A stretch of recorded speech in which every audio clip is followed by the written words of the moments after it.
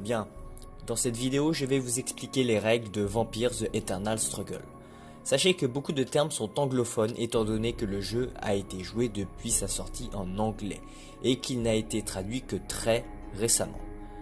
Je vais évidemment parler des règles officielles, par exemple avec une durée de jeu limitée à 2 heures et 5 joueurs à la table. Mais évidemment, libre à vous de faire des parties de plus ou moins 5 joueurs sans limite de temps. Sachez que je mettrai un lien dans la description pour un PDF vers ces règles officielles. Objectif du jeu. Pour gagner une partie de Vampire, il vous faudra avoir plus de 2 points de victoire, VP pour Victory Point. Pour obtenir ces fameux points de victoire, la réserve de votre proie devra être réduite à 0. Peu importe qui résout cette action, le point de victoire sera à vous. Votre proie est votre voisin de gauche, tandis que votre prédateur est celui de droite. Règle fondamentale. Pour pouvoir jouer à Vampire, il vous faudra vous munir de 2 decks. Une crypte de 12 vampires minimum. Bon, même si vous pouvez mettre autant de cartes de vampires que vous le désirez, je vous le déconseille, car la légende raconte qu'un joueur a voulu faire le malin en tournoi et s'est retrouvé disqualifié car il a mis tellement de vampires dans sa crypte qu'il ne pouvait pas la mélanger. Pour la crypte, sachez qu'elle ne sera valide que si vous regroupez des vampires de 2 groupes successifs. Par exemple, les groupes 1 et 2, ou 2 et 3, ou 5 et 6. Les cartes de vampires ont un dos marron. Et aussi une bibliothèque de 60 à 90 cartes qui sera votre deck principal. Il n'y a aucune restriction en ce qui concerne la contenance de ce deck, à part qu'il doit évidemment contenir que des cartes de bibliothèque, ce sont les cartes à 2 verres. Il n'y a donc aucune limite de cartes du même exemplaire. Il vous faudra aussi des jetons pour représenter votre sang, ainsi qu'un petit totem qui représentera l'avantage, l'edge. En début de partie, vous commencerez avec 30 jetons de réserve de sang. Vous piocherez 4 vampires de votre crypte que vous placerez devant vous face cachée, ainsi que 7 cartes de bibliothèque que vous placerez dans votre main. Vous pouvez évidemment regarder ces cartes, mais vous devez les cacher aux autres joueurs. Important, chaque fois que vous jouerez une carte de votre main, ou que vous en défaussez une, vous la remplacez en piochant une autre. Vous ne serez donc jamais à court de cartes dans votre main, ou à court d'options. Si votre bibliothèque est totalement vide, vous ne perdez pas la partie et il n'y a pas de remélange. Vous pouvez tout simplement plus piocher. Prévoyez aussi une zone pour votre tas de cendres. C'est là où les cartes défaussées, jouées ou détruites iront.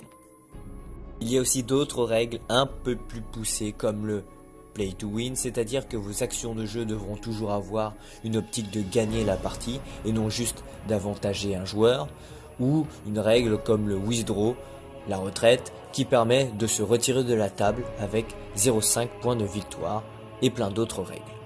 Ces règles rentrent en jeu quand même assez rarement et je les aborderai dans une autre vidéo. Comment lire une carte? Il y a différents types de cartes. Les vampires, les cartes maîtres, les cartes serviteurs et les cartes événements. Les cartes vampires. Le nom du vampire est situé en haut à gauche. Il y a ensuite son illustration. En haut à droite se trouve l'édition de la carte. Bon là, il n'y en a pas.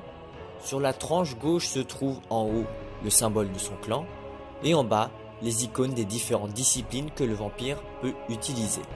Un carré signifie un niveau inférieur de la discipline.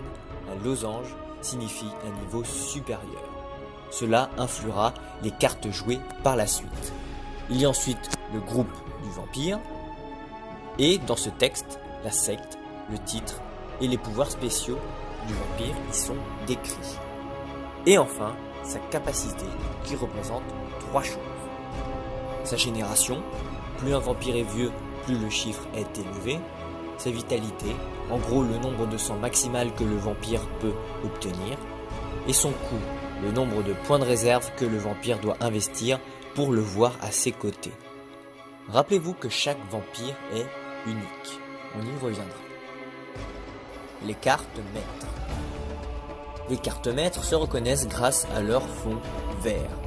Elles représentent ce que le joueur en tant que Mathusalem offre à son domaine. Le nom est toujours placé en haut à gauche avec une traduction en dessous dans la version française. L'édition de la carte est toujours en haut à droite. Le type de la carte, là en l'occurrence carte maître, est dans la marge gauche. En descendant cette marge, on arrive sur les prérequis pour jouer la carte. Ici, il vous faut contrôler un vampire du clan Brouja pour jouer Loup Carthage. Et en bas, il y a le coût de la carte. Évidemment, dans ce texte, les effets de la carte. Les cartes serviteurs. Les cartes serviteurs seront utilisées par vos vampires. L'emplacement du nom, de l'édition et l'image ne changent pas de place. Dans la marge, il y a l'icône indiquant de quel type de carte il s'agit, qui indiquera en général quand jouer la carte.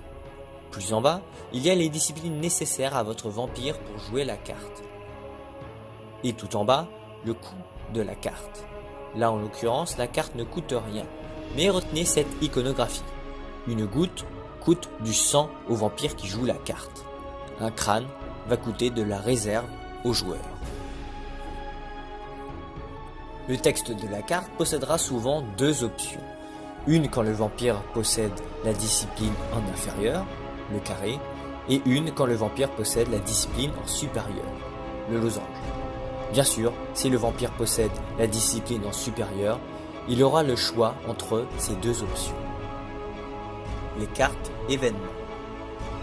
Un peu plus rares, ces cartes au fond rouge vif représentent des événements importants du monde des ténèbres qui vont impacter tous les joueurs. Une fois encore, le nom, l'image et l'édition restent à leur place. Il n'y aura que le type de la carte dans la marge, qui est événement. Et du coup, aucun prérequis pour jouer ce genre de carte. Le texte décrit les conséquences de sa mise en jeu. Un tour de jeu. Le tour d'un joueur se divise en plusieurs phases. Elle se déroule dans un ordre précis et bien évidemment, on ne peut retourner en arrière. Une fois toutes ces phases passées, le tour du joueur de gauche commence et ainsi de suite. Dans l'ordre, il y a donc la phase de redressement, la phase de maître, la phase de serviteur, la phase d'influence et la phase de défausse. La phase de redressement. Simple, vous redressez toutes les cartes inclinées que vous possédez. De plus, si vous possédez l'avantage, vous pouvez gagner un point de réserve. La phase de maître. Durant cette phase, vous pouvez jouer une carte maître. Il y a un mot-clé important, trivial, trifle en anglais. Si vous jouez une carte possédant cet attribut, une fois par phase de maître, vous pouvez jouer une deuxième carte maître. Si vous jouez une deuxième carte triviale sur tour, l'effet ne s'activera pas. Il y a aussi un autre mot-clé important, hors tour, out of turn en anglais. Ce genre de cartes maîtres doivent être obligatoirement jouées lors du tour des autres joueurs. Lorsque vous jouez une telle carte, elle prendra votre phase de maître le tour suivant. La phase de serviteur. Voici la phase la plus importante du jeu. La phase où vos vampires pourront effectuer des actions. Pour qu'une action soit valide, vous devez annoncer l'action et ses effets et incliner le vampire qui l'entreprend. À ce moment-là, les bloqueurs éligibles selon l'action pourront tenter de bloquer. Nous y reviendrons un peu plus tard. Si l'action n'est pas bloquée, l'action est alors réussie et les effets annoncés auparavant se résolvent. Il y a différents types d'actions et en voici les principales. Mordre votre proie. Une action dirigée vers votre proie a 0 de discrétion. De base, les vampires mordent à 1, c'est-à-dire qu'ils feront perdre 1 de la réserve de la cible si votre action est réussie, ainsi que de récupérer l'avantage. Chasser. Une action non dirigée à 1 de discrétion. Si l'action réussit, le vampire faisant cette action gagne 1 point de sang. Sortir un vampire de torpeur. Une action dirigée vers le contrôleur d'un vampire en torpeur a 1 de discrétion. Si vous contrôlez le vampire ciblé, l'action devient non dirigée. Cette action coûte 2 points de sang répartis entre le vampire agissant et le vampire ciblé. Diabler un vampire en torpeur. Comme sortir de torpeur, c'est une action dirigée vers le vampire en torpeur ciblé, ou non dirigée si vous contrôlez ce vampire. Cette fois, l'action est à 0 en discrétion. Si l'action réussit, il y a une chasse au sang, un référendum. Ces 4 actions peuvent être jouées sans carte. Il reste donc en toute logique jouer une carte d'action de sa main. Les cartes d'action possèdent les icônes action et action politique. Comme n'importe quelle action, vous annoncez les effets et inclinez votre vampire, en n'oubliant pas de remplacer la carte évidemment que vous avez jouée. Il y a aussi des cartes d'action d'alliés, d'équipement et de familiers. Ce sont des actions non dirigées à 1 de discrétion. Si l'action réussit, mettez l'équipement ou le familier sur le vampire qui l'a joué. Si c'est un allié, mettez-le en jeu à côté de ce vampire. Les familiers et les alliés ont des points de vie écrits sur leur carte. S'ils n'en ont plus, ils brûlent. L'action politique est un peu particulière. C'est une action non dirigée à 1 de discrétion. Une fois réussi, un référendum est appelé. Le joueur annonce alors les termes du vote. Les vampires possédant des voix et disponibles peuvent les exprimer pour ou contre le référendum. Ils peuvent aussi s'abstenir. Le joueur appelant le vote possède une voix supplémentaire provenant de la carte. Retenez que les autres joueurs peuvent se défausser d'une carte vote de leur main pour obtenir une voix supplémentaire. Se défausser de l'avantage permet aussi d'obtenir une voix supplémentaire. S'il y a plus de voix en faveur, les effets des termes sont alors appliqués. La chasse au sang, évoquée à l'instant, est un référendum ciblant le vampire qui a commis la diablerie. S'il y a plus de voix pour la chasse au sang, le vampire désigné est alors brûlé et envoyé au tas de cendres. Si vous avez remarqué, j'ai différencié les différentes actions entre dirigées et non dirigées. Cela identifie juste la possibilité que les autres joueurs auront pour bloquer l'action. Pour une action dirigée, seul le joueur dont l'action est la cible peut décider de bloquer. Pour une action non dirigée, comme son nom l'indique, personne n'est ciblé. C'est donc d'abord à la proie de décider de bloquer, puis au prédateur. Et bien évidemment, pour bloquer une action, il vous faudra remplir quelques conditions. Et c'est là où la notion de discrétion que j'ai aussi évoquée rentre en jeu. Déjà, il vous faudra un vampire redressé. Ensuite, il faut que l'interception du vampire tentant de bloquer égale la discrétion du vampire actif. De base, les vampires possèdent 0 en interception. C'est là où les autres types de cartes serviteurs rentrent en jeu. Les réactions, pour le bloqueur, et les modificateurs d'action, pour l'actif. Ils augmenteront la discrétion et l'interception des vampires, voire d'autres effets. Ces cartes peuvent être jouées n'importe quand durant l'action. Jouer la carte, annoncer son effet et payer son coût s'il y en a un. Mais sachez qu'il faut être quand même redressé pour jouer une carte de réaction. Retenez que l'on ne peut jouer 2 fois la même réaction ou modificateur d'action sur la même action, avec bien évidemment le même vampire. Et l'on ne peut rajouter de la discrétion ou de l'interception si cela n'est pas nécessaire. Si jamais une action est bloquée avec succès, le bloqueur s'incline et entre en combat avec le vampire actif. Durant un combat, seules les cartes serviteurs de combat sont jouables. Il y a 3 grandes étapes lors d'un round de combat. La phase de manœuvre où l'on détermine la distance du combat. De base, les vampires sont à courte portée, close range en anglais. Jouer une carte de manœuvre permet de s'éloigner et d'être donc à longue portée, long range. Si l'opposant joue aussi une manœuvre, les vampires se retrouvent une fois encore à courte portée et ainsi de suite. Un vampire seul ne peut jouer 2 manœuvres à la suite pour reculer puis se rapprocher. La phase de frappe, où les vampires annoncent et résolvent en même temps leur frappe. Il y a donc des possibilités de double KO, de double torpeur. Si un vampire est à longue portée et n'a pas de frappe à longue portée, il ne fait rien à part aider comme un idiot. Chaque dégât fera perdre 1 point de sang au vampire opposant. Les frappes peuvent avoir plusieurs propriétés comme les frappes à mano. C'est la frappe de base. Le vampire inflige autant que sa force à courte portée. De base, un vampire a 1 de force. La frappe à toute distance. Comme indiqué, la frappe se résout peu importe la distance. Le vol de sang. À la place de faire des dégâts, le vampire fait perdre du sang à sa victime et en gagne autant. Petite précision, il gagne d'abord le sang, puis perd le sang provenant des dégâts de la frappe de l'opposant. Frappe fin de combat. S'il y a une frappe fin de combat, le combat s'arrête sans aucun dégât des deux côtés. L'esquive. La frappe de l'opposant n'a pas d'effet et le combat continue. L'initiative. La frappe avec l'initiative se résout avant celle sans l'initiative. Après avoir résolu sa frappe, un vampire peut ajouter une seule fois des frappes additionnelles. Et pour finir, la phase de poursuite permet de continuer le combat. S'il y a un vampire qui joue une carte de poursuite, le combat aura un nouveau round, où les 3 phases recommenceront. Manœuvre, frappe et poursuite. En revanche, un vampire peut jouer une poursuite pour annuler celle du vampire d'en face. S'il n'y a pas de poursuite, le combat s'arrête. Si un vampire durant le combat subit un dégât et qu'il n'a plus de sang, il part alors en torpeur et le combat s'arrête. Si un vampire subit un dégât aggravé, il part en torpeur et le combat s'arrête sans qu'il ne perde de sang.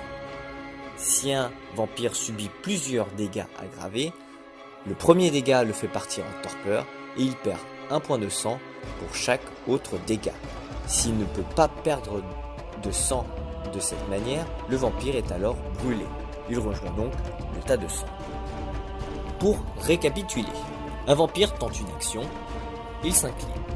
Il peut modifier les propriétés de l'action en jouant des modificateurs d'action. Un vampire contrôlé par la proie ou le prédateur peut tenter de bloquer l'action si elle est non dirigée. Seul un vampire contrôlé par la cible d'une action dirigée peut bloquer ce genre d'action. Pour réussir à bloquer, l'interception doit être égale à la discrétion. Les cartes de réaction sont jouées à ce moment-là. Si le bloqueur a suffisamment d'interception, le joueur actif peut continuer de jouer des cartes de modificateurs d'action pour ajouter de la discrétion par exemple, et ainsi de suite. Cela donne donc 2 possibilités. 1. L'action n'est pas bloquée, et le joueur actif a donc une dernière fenêtre pour modifier son action, avec un bonus de morsure par exemple. Là, le joueur défensif a aussi une dernière fenêtre de réaction pour réduire la morsure, voire la rediriger. 2. L'action est bloquée, le bloqueur s'incline alors et les vampires entrent en combat. Manœuvre, frappe, puis poursuite. Durant la phase de serviteur, vous pouvez aussi faire agir vos alliés. Ils font la même chose que les vampires, c'est-à-dire jouer une carte, mordre, bloquer, etc.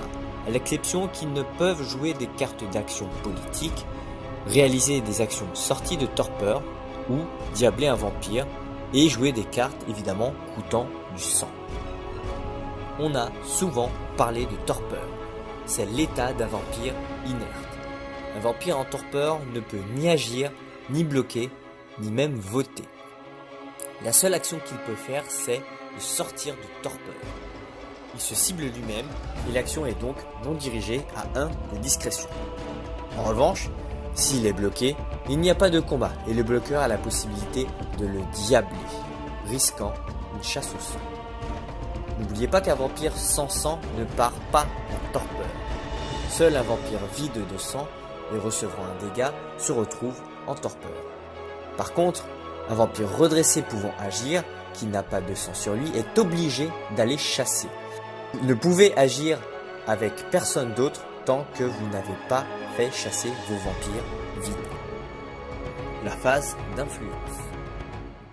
La phase d'influence est la phase où le joueur peut transférer de sa réserve vers les 4 vampires piochés au début du jeu et placés dans une zone appelée région à contrôler. En début de partie, le premier joueur a 1 point de transfert, le deuxième en a 2, le troisième en a 3 et le quatrième en a 4. À partir de là, tous les joueurs ont 4 points de transfert durant cette phase.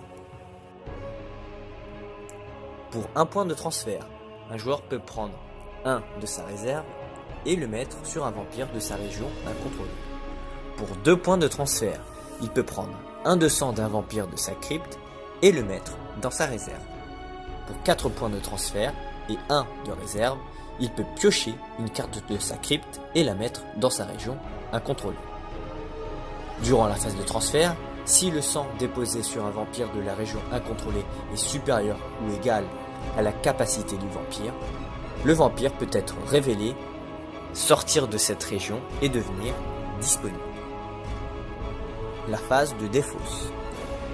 Une fois durant cette phase, vous pouvez vous défausser d'une carte et donc évidemment en piocher une autre. C'est aussi durant cette phase que les cartes événements sont jouées. Bien, nous avons donc vu toutes les phases d'un tour de jeu. Nous allons les récapituler. 1. La phase de redressement, où l'on redresse toutes nos cartes inclinées.